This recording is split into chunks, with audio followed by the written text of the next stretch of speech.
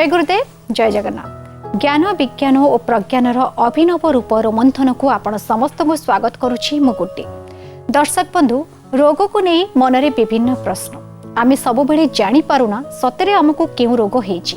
किपरि आमे जानि परिबा आम शरीर को नहीं, आम शरीर रोग को नहीं विभिन्न कथा ता सहित किपरि उपचार करिबा आउरी अनेक कथा जहाँ आम जीवन सहित जड़ित से सब विषय आमे जणाई थाउ आपनकु रोमंथन रे। आज चलतु सेमती किछि नुआ कथा जानिबा। सेथिपरि प्रथमे स्वागत करिबा आपण समस्तंकर प्रिय रेकी मिशन र प्रतिष्ठाता तथा वैज्ञानिक गुरु गुरुदेव श्री संत महोदय को। गुरुजी आपण का कार्यक्रम को स्वागत। जय गुरुदेव। गत अध्याय आपण आस्थमा विषय बुझौथिले, किंतु आस्थमा सहित बा विभिन्न रोग सहित अनेक भ्रांत धारणा आमे सांगरे नेकी चली थाउ। सेमती किछिटा उदाहरण आपण देउथिले। व्यायाम न करिबा को बहुत जण कहती जो मानकर श्वास थाए बा स्तनपान करिया को मना करते जदि माँ मानकर थाए। आज कथा केउठु आरंभ करिबे? जहाँ आमे अनेक गुड़िए कथा चर्चा करुचे, जो कथा गुड़िक आमको न करिबा उचित बा सामाजिक प्रक्रिया रे एमिति किछि दंत कथा आम नित्य नैमित्त जीवन शैली रे प्रवेश करिछि, जहाँ को आमे बिना अर्थ रे बिना कारण रे बिना तर्जमा करी स्वीकार करिनो और जहाँ निरर्थक बा जहाँ कौनसी जुक्ति संगत नुहे।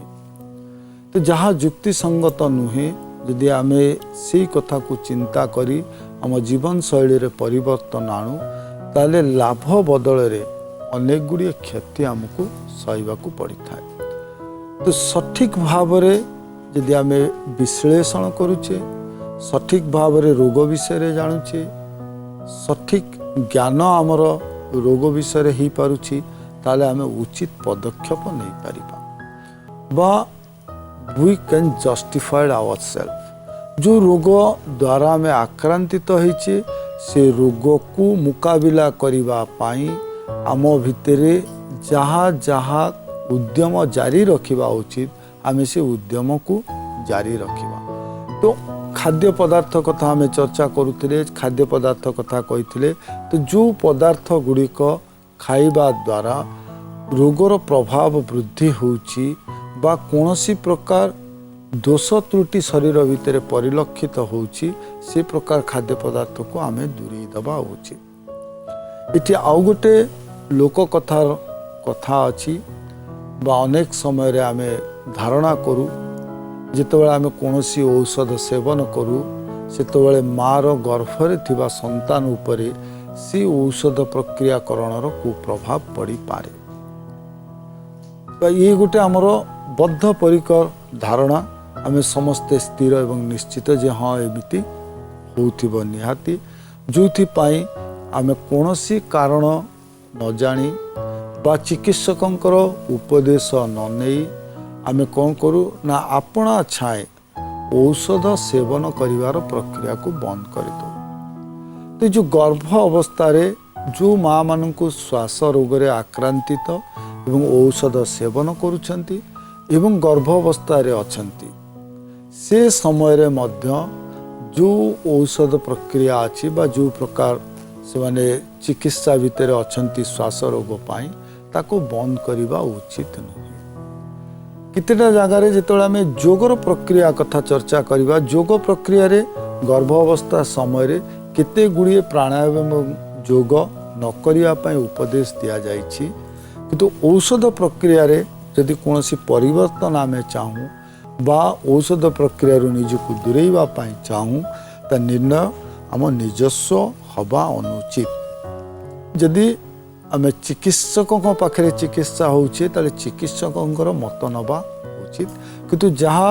शास्त्र प्रणोदित बा शास्त्र अनुजाई जो कथा यदि कोनोसी माँ श्वास रोग द्वारा आक्रांतित एवं गर्भावस्था रे अछंती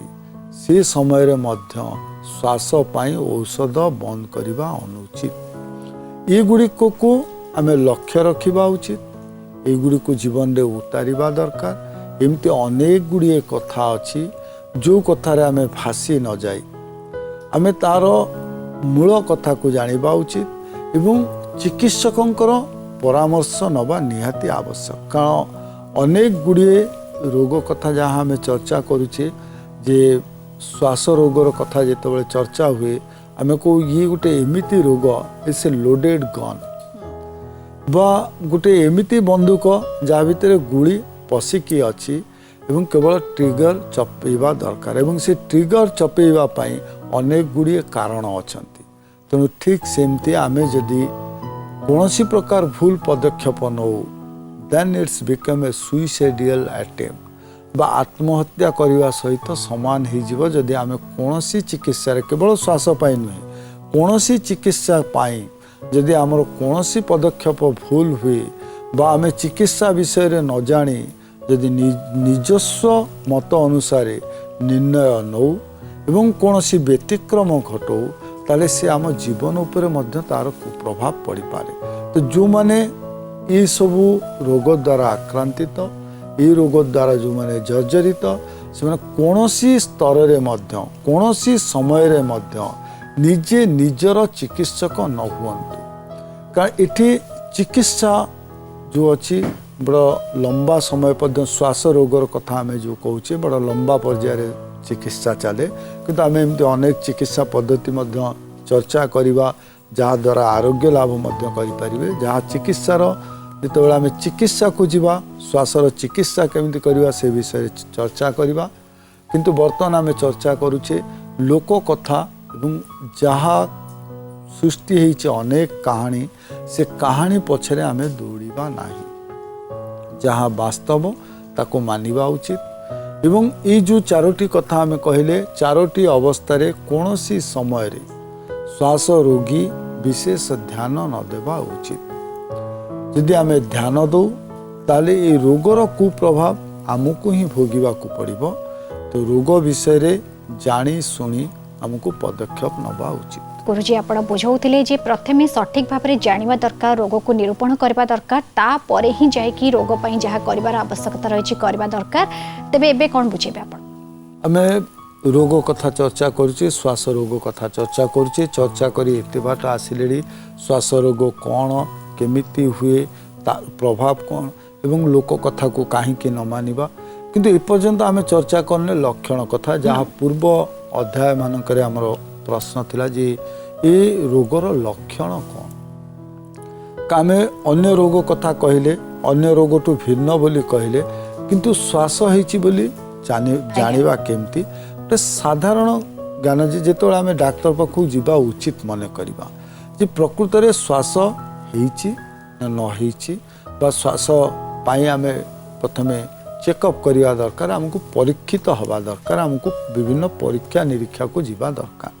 तो से परीक्षा निरीक्षा को जीवा पाई आम जो लक्षण सिम्पटम्स ऑफ आस्थमा ये रोगर लक्षण कौन प्रथमे जानिबा दरकार ये एमती नुहे जे खाली टिके श्वासक्रिया रे परिवर्तन हो गला बा मु कोनोसी गोटे उच्च स्थान को जणे जाउची समतल परित्याग करी उच्च स्थान को जाउची से समय मध्य तार श्वासक्रिया रे परिवर्तन हम तार अर्थ नुहे जे से श्वास रोगी हो गला जो प्रक्रिया अच्छी प्रक्रिया रे किछि परिवर्तन रोगर लक्षण नुहे किंतु जदि दीर्घ दिन धरी आमको श्वास प्रक्रिया रे जंत्रणा अच्छी श्वास ग्रहण करिबारे हो श्वास छाड़िबारे हो बा उभय रे श्वास ग्रहण करिबा बा श्वास छाड़िबा समय जदि आमे जंत्रणा अनुभव करुचे ताले आमको परीक्षित करिबा उचित कारण श्वास रे कौनसी प्रकार जंत्रणा जदि हुए ताले से श्वासर लक्षण बोली आमे प्रायतः मानी था तो श्वास जनित जितेबाला कौनसी जंत्रणा हुए आमे जितेबाला परीक्षा करिया को जाऊ जो रोग गुड़िक आम आगु चर्चा करते सीओपीडी हो ब्रोंकाइटिस हो बा आस्थमा हो आमे जो आमर अंधार रे बाड़ी बुलेबा से अंधार रे बाड़ी बुलेबा प्रक्रिया रू दूरे जावा आमे सठिक भाव में रोग को जानी पारिबा तो प्रथम लक्षण आस्थमार जे जितेबाला आस्थमा होची सेतेबाला कौन होची आम श्वास प्रक्रिया रे जंत्रणा अनुभव करुचे द्वितीय प्रक्रिया बा द्वितीय लक्षण जे द्वितीय सिम्पटम्स कौन आस्थमार ना टाइटनेस इन चेस्ट बा ये जो छाती पाखे आमे कौन करूँ जो बहुत समय आमे कहू आम देशी भाषा रे ଯେ ଛାତିଟା ଭାରି ଭାରି ଭାରି ଲାଗୁଛି, ଓଜନିଆ ଓଜନିଆ ଲାଗୁଛି ଏବଂ ଶ୍ୱାସକ୍ରିୟାରେ ଯନ୍ତ୍ରଣା ହେଉଛି। ତ ଯେତେବେଳେ ଟାଇଟନେସ୍ ଫିଲ୍ କରିବା ଚେଷ୍ଟରେ, ଯେତେବେଳେ ଫ୍ରିନେସ୍ ଆମେ ଫିଲ୍ ନ କରିପାରିବା, ଆମକୁ ଲାଗିବ ଗୋଟେ କିଏ ଚାପି ଦେଉଛି, ଆମର ଯେଉଁ ପଞ୍ଜରା ଗୁଡ଼ିକ ଅଛି ଡାଇଜପମ୍ ଏରିଆ, ଆମକୁ ସେ ଛାତିରେ ଯେଉଁ ଚର୍ମ ଗୁଡ଼ିକ ଅଛି ଆଚ୍ଛାଦିତ ହେଇକି ସେଠି ଲାଗିବ ଟାଣି ହେଇଗଲା ଭଳିଆ ବା ଟାଇଟନେସ୍ ଫିଲ୍ କରିବା, ସେ ଗୋଟେ ସିମ୍ପଟମ୍ସ ହେଉଛି ଆସ୍ଥମାର। ତ ସେ ସମୟରେ ଆମକୁ ପରୀକ୍ଷା କରାଇବା ଉଚିତ। ଯେ ସେ ସମୟରେ କ'ଣ ହୁଏ, ଦୁଇଟି ରୋଗ ହେଲେ ଏମିତି ଆମକୁ ଅନୁଭୂତି ହୁଏ। COPD ହେଲେ ଆମକୁ ଏମିତି ହେବ ଯେ କ୍ରୋନିକ୍ ଯଦି ଆମର ଅବଷ୍ଟ୍ରକ୍ସନ୍ ଅଛି ବା କ୍ରୋନିକ୍ ଅବଷ୍ଟ୍ରକ୍ଟିଭ୍ ପଲ୍ମିନାରୀ ଡିଜିଜ୍ ଅଛି, ତାହେଲେ ମଧ୍ୟ ଛାତି ପାଖରେ ଟାଣି ହେଲା ଭଳିଆ ଲାଗିବ ବା ଆସ୍ଥମା ଥିଲେ ଲାଗିବ। ତ ଆମେ ଯଦି ପରୀକ୍ଷା କରିନେବା ତାହେଲେ ଆମେ ଜାଣିପାରିବା। କିନ୍ତୁ ଏ ମଧ୍ୟ ଆସ୍ଥମାର ଲକ୍ଷଣ। ତାପର ଲକ୍ଷଣ ଦୀର୍ଘ ଦିନ ଧରି କାଶ ହେବା ଏବଂ କାଶରେ କଫ ପଡ଼ିବା ବା ଯେତେବେଳେ କଫ୍ ଫର୍ମେସନ୍ ହେଉଛି, ଦେହ ଭିତରେ ଯଦି ଅଧିକ କଫ ତିଆରି ହୁଏ ତାହେଲେ ମଧ୍ୟ ଆମେ ଜାଣିବା ଯେ ଏଠି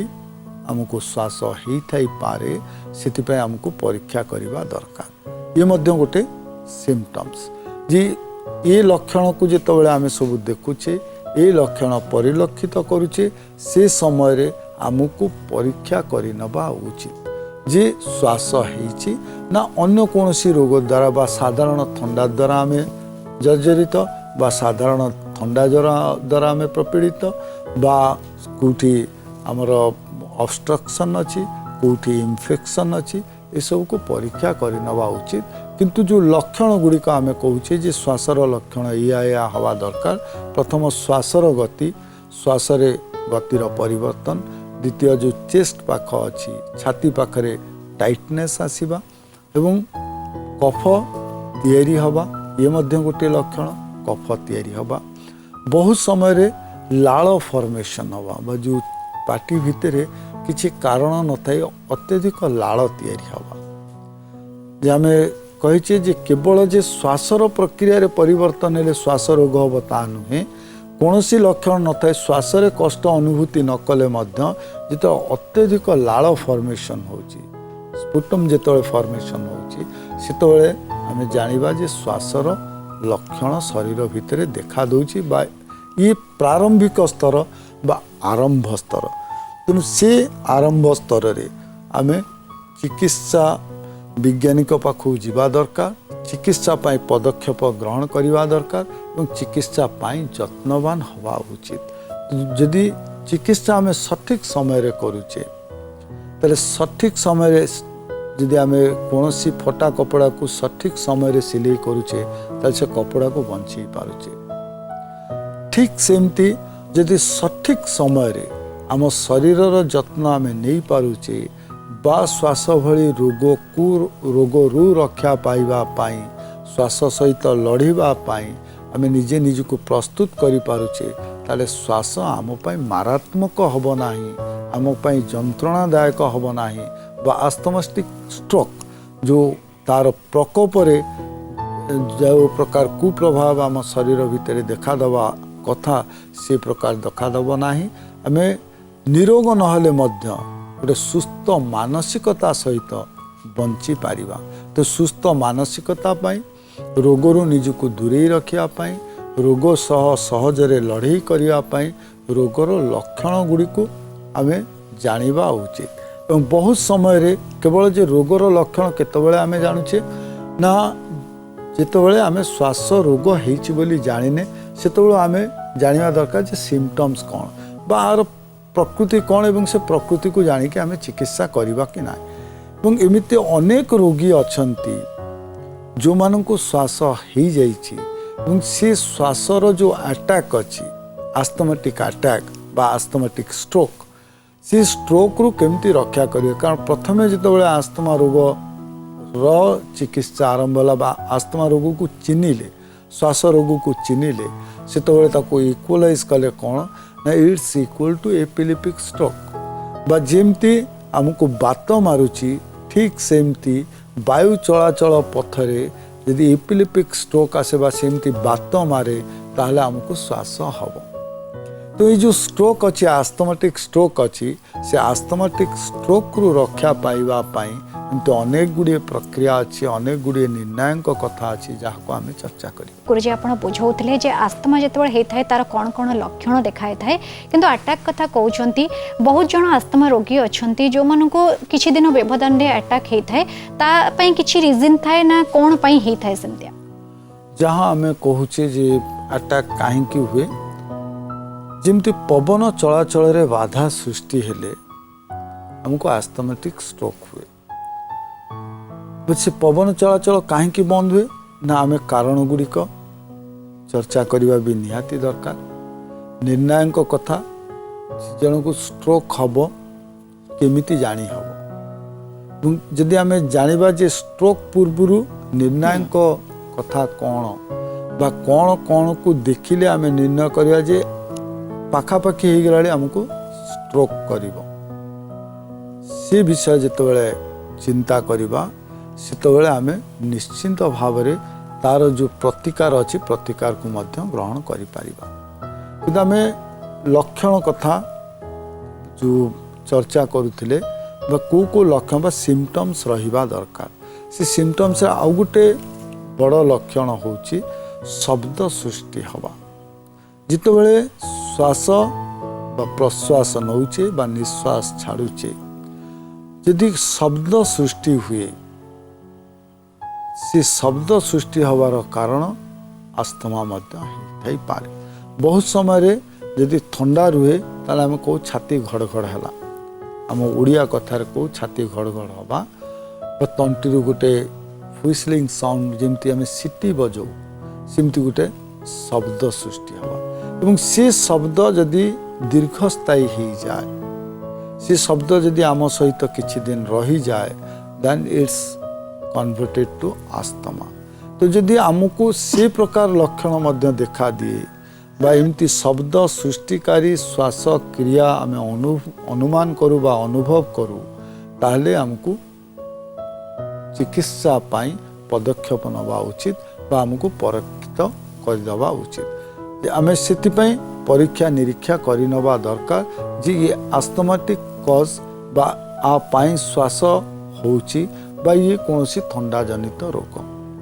यदि आम परीक्षा निरीक्षा करुचे आम भितर आश्वस्ति आसी जाउची तो आमको निहाती परीक्षा करवा दरकार। जिनते आम लक्षण कथा पर निर्णायक स्तर जोठी गोटे क्रिटिकल स्ट्रोक हवार चांस अच्छी आस्थमेटिक क्रिटिकल स्ट्रोक हो पारे से निजे जने श्वास रोगी केमिति जानी पारिबा से निजे जानिबा उचित जे केतबेले को मुहूर्त मत जो पेला रोग दमा रोग बा जो श्वास रोग अच्छी से श्वास रोग मत केतबेले प्रपीड़ित कर मत केतबेले अधिका जंत्रणा दब। तो सेतक जानिबा पाई निज शरीर को लक्ष्य रखिबा उचित। यदि निज शरीर उपरे आमर लक्ष्य रुहे आम शरीर को देखू शरीर भितर होतिबा परिवर्तन को देखू आम सहजरे अनुमान करि परिबा जे आमको श्वास रो जो स्ट्रोक अच्छी से ही पारे। प्रथम लक्षण जिते बेक आ छाती पाख जो टाइटनेस है टाण हो जाए बा स्किन गुड़िक भितर जो चमड़ा अच्छी ता भीतर नमनीयता ह्रास घटे। यदि बेक एवं छाती पाखे थिबा चम भितर नमनीयतार कम घटे सेतबेले आम अनुमान करिबा जे आस्थमेटिक स्ट्रोक हवार संभावना अच्छी बा जो श्वासर प्रकोप आम उपरे तार प्रभाव विस्तार करबा पई जाउची। तो से समय रे आम से प्रकोपरू निजको रक्षा करबा पई जो प्रकार प्रतिकार आवश्यकता अच्छी से प्राकृतिक चिकित्सा पद्धति हो योग पद्धति हो आधुनिक चिकित्सा प्रणाली रे हो बा जेकोसी माध्यम रे से निजको चिकित्सा करूछंती से चिकित्सा पद्धति को आपणेबा दरकार एवं जो प्रकार सतर्कता अवलंबन करिवार आवश्यकता अच्छी से प्रकार सतर्कता अवलंबन करिवा दरकार। द्वितीय यदि आमर आंगुठीर नख गुड़िक तार रंगरे परिवर्तन आसे यदि नील रंग देखा दिए यदि आंगुठीर नख गुड़िक रंग परिवर्तन हो नील रंग भली देखा दियंती तो सेतबेले मध्य आमको अनुमान लगे लमा उचित जे ये श्वासर जो अतर्कित आक्रमण अच्छी से आक्रमण बहुत शीघ्र आम शरीर उपरे हवाको जाउछि। तो तापाई कौन प्रतिकार आवश्यकता अच्छी से प्रतिकार केमती सुचारू रूप से आम करिपरिबा से प्रतिकार को आपणे निज शरीर को केमती सुस्थ रखिपारिबा से विषय रे चिंता करिबा एवं से भली पदक्षेप नबा। तो जो आम कहे अटैक कथा सीवियर अटैक आस्थमाटिक सीवियर अटैक तापर आम चर्चा करिबा जे कौन कौन हेले आम साधारण भाविया जे आस्थमार अटैक हो पारे इन जनरल इन कॉमन बा गोटे साधारण भाव में आम उपरे केमती से तार प्रतिक्रिया सृष्टि करुच्ची एवं कौन कौन कारण देखिले आम से प्रतिक्रिया कथा चर्चा करवा। ये विशेष भाव में केमती प्रभावित करुच्ची बा जो आस्थमेटिक स्ट्रोक अच्छी जो ता द्वारा आम प्रपीड़ित होइकि अनेक जंत्रणा भोग करने चाहूचे बा आहुरी अनेक गुड़िए क्षयक्षति करें जितेबाला शरीर भितर पवन चलाचल रे बाधा प्राप्त हुए से शरीर भितर अनेक गुड़िए प्रक्रिया रे मध्य परिवर्तन आसी था से हजम प्रक्रिया हो बा रक्त संचालन प्रक्रिया हो बा जेकोसी प्रक्रिया हो जो प्रक्रिया को नहीं ए शरीर क्रियाशील कोठी ना कोठी कौनसी प्रतिक्रिया उपरे आर प्रभाव रहिबो एवं क्रियाशील शरीर को संपूर्ण निष्क्रिय नकले मध्य क्षणिक पाई से निष्क्रिय करि पारे एवं से निष्क्रियतार जो जंत्रणा से जंत्रणा हमको अनुभव करने को पड़ो। तेणु तृतीय लक्षण जदि ओठ गुड़िक नील हो जाए बा ओठर रंग परिवर्तन हुए पाटी सुखीगला भली लगे तो से समय मध्य आम अनुमान कर नवा उचित बा से गोटे निर्णायक बा से आम जानी नवा जे आमको आस्थमाटिक स्ट्रोक हवा को जाउछि। तेणु ये प्रकार जितेबाला आम पाखे कौन परिवर्तन देखा दिए सेतबेले आहुरी अधिकरू अधिक सतर्क रहिबा उचित। आज्ञा गुरुजी विभिन्न कारण कहते जो कारण को आम देखिकी जापर जहाद्वारा जो मैंने आस्थमा अच्छी से स्ट्रोक हम कि ना तेज गुरुजी आज समय सजाई बहुत बहुत धन्यवाद। जय गुरु। दर्शक बंधु आज आपण मैंने जानवा पाते आस्थमा को लेकिन विभिन्न कथा और अनेक कथा जानवा पाइबे किंतु आगामी अध्याय किंतु जीवा पूर्व कहवाक चाहिए जदि आप आउ कि जानवा चाहते मन में प्रश्न अच्छी ताले आपण मैंने रोमंथन को चिठी लिखिपारे। आमको चिठी लिखार ठिकाना होउछि रोमंथन प्रार्थना टीवी मार्फत ओडिशा टेलीविजन लिमिटेड चंदका शिल्पांचल Patia plot number N 28/31 Bhubaneswar 751024 Odisha. चिठीर अपेक्षा रहिलु पुणी देखा हबो से पर्यंत विदाय दियंतु। जय गुरुदेव।